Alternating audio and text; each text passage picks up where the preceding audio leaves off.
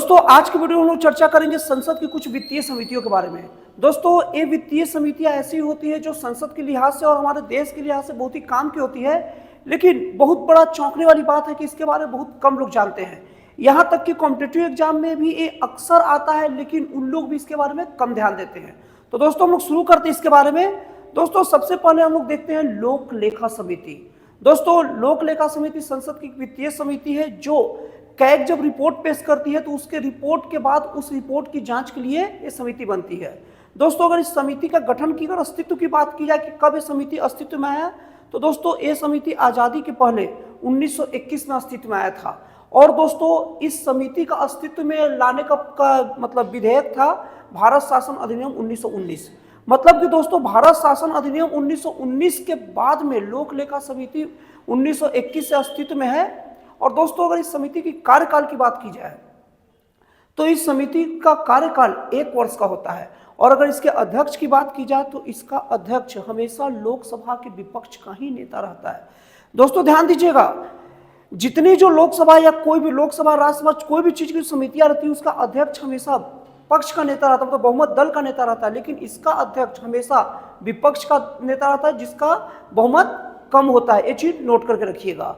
और दोस्तों अगर इस समिति की सदस्यों की बात की जाए तो इस समिति की टोटल सदस्यों की संख्या 22 होती है, और जिसमें से 15 सदस्य लोकसभा से आते हैं और 7 सदस्य राज्यसभा से चुने जाते हैं। और दोस्तों आप लोग को बता दूं कि जो लोक लेखा समिति है वो लोकसभा के द्वारा नियुक्त की जाती है, लोकसभा से संबंधित होती है। और दोस्तों एक बात आप गांठ बांध कर रख लीजिए, रियल लाइफ में आप देखते होंगे कि इज्जत बड़ों को भी मिलता है, छोटों को भी मिलता है। इज्जत के मामले में भेदभाव नहीं है, लेकिन जिसके पास धन होता है उसकी बात ज्यादा सुनी जाती है और उसी की चलती भी है, उसी का सामर्थ्य भी होता है।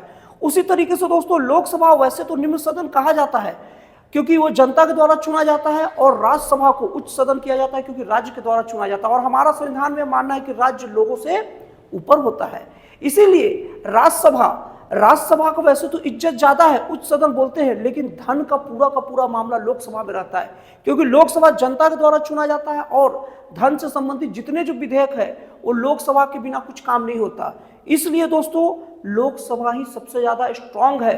भले निम्न सदन है लेकिन सबसे ज्यादा मजबूत लोकसभा रहता है। और चूंकि लोक लेखा समिति लोकसभा द्वारा चूज किया गया है, मतलब बनाया जाता है, इसलिए बहुत ही मजबूत, और जितनी संसद की समितियां होती है सबसे मजबूत समिति लोक लेखा समिति ही होती है। ये जितनी बातें मैंने आप लोगों को बताया आप एकदम उसको गांठ मान लीजिए, आपको जानकारी को बहुत ऊंचाइयों तक लेकर जाएगा। और अगर आप कॉम्पिटिटिव एग्जाम की तैयारी करते हैं तो अक्सर इससे एक क्वेश्चन आते रहेगा, इस चीज को एकदम मार्क करके रख लीजिए आप।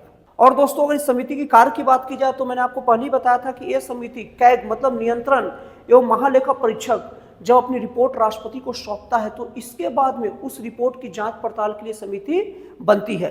और दोस्तों आप लोगों को बता दूं ये जो समिति है ये समिति नीतिगत मामलों मतलब कोई भी ऐसा नियम कानून बने उसमें अपनी राय नहीं रख सकती है। ये समिति केवल वित्त से संबंधित मामलों में अपनी राय रखती है। और दोस्तों आप लोगों को बता दूं लोक लेखा समिति की जो बैठक होती सदस्यों की उसमें भारत का नियंत्रण एवं महालेखा परीक्षक भाग ले सकते हैं। और दोस्तों लोक लेखा समिति को प्राक्कलन समिति की जुड़वा बहन भी कहते हैं, ये चीज को नोट करके रखिएगा।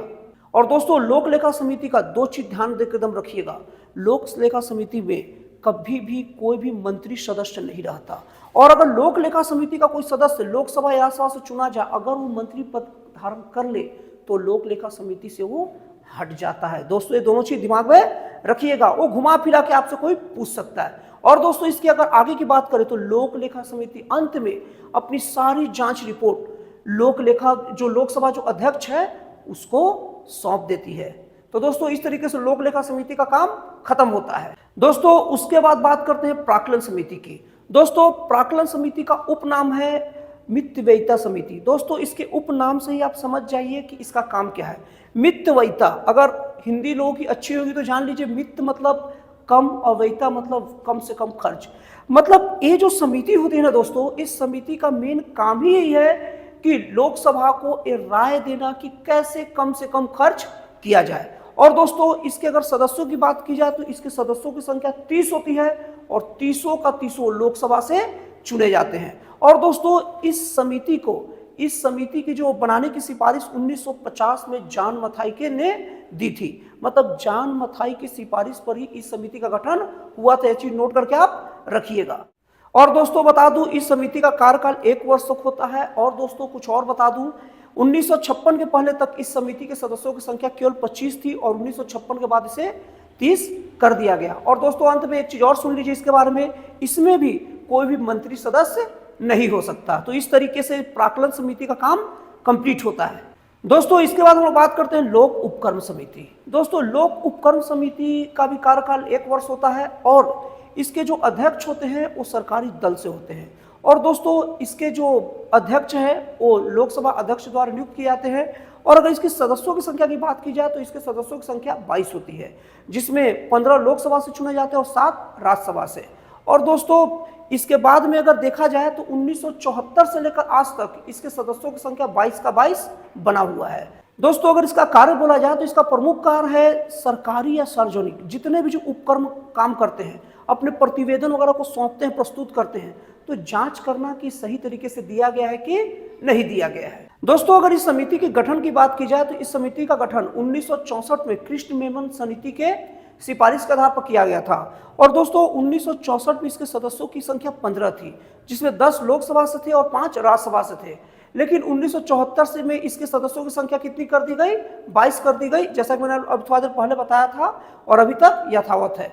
तो दोस्तों लोक लेखा समिति, प्राक्कलन समिति और लोक उपक्रम समिति, ये तीनों के तीनों समितियां हमारे बहुत ही काम की है और हमें पता रहना चाहिए। और ताज्जुब की बात है इतनी अच्छी समितियों के बारे में लोगों को जानकारी नहीं होती है। तो दोस्तों आपको जानकारी कैसी लगी कमेंट करके जरूर बताइएगा। तो दोस्तों फिर मिलते हैं अगले वीडियो में एक नए, एक जन कल्याणकारी और एक राष्ट्रवाद से प्रेरित नए विचारों के साथ।